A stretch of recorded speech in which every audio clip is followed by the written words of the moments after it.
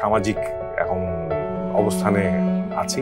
হঠাৎ চলে গেছেন ছোট পর্দার জনপ্রিয় অভিনেতা শামস সুমন। 17 মার্চ সন্ধ্যা 6:45 অনন্ত লোকের পথে পাড়ি জমান তিনি।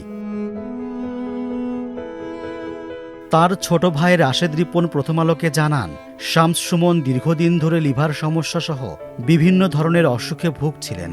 সবশেষ রাজধানীর ল্যাবেইড হাসপাতালে চিকিৎসাধীন ছিলেন তিনি। মৃত্যুকালে অভিনেতার বয়স হয়েছিল 61 বছর।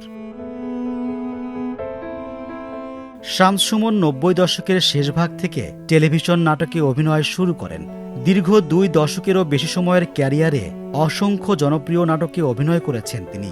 2008 সালের স্বপ্নপূরণ চলচ্চিত্রে অভিনয়ের জন্য জাতীয় চলচ্চিত্র পুরস্কারের শ্রেষ্ঠ পার্শ্ব অভিনেতার সম্মাননা লাভ করেন শামস সুমন। তার সাবলীল অভিনয় এবং গম্ভীর কণ্ঠস্বর দর্শকের কাছে তাকে আলাদা পরিচিতি এনে দিয়েছিল।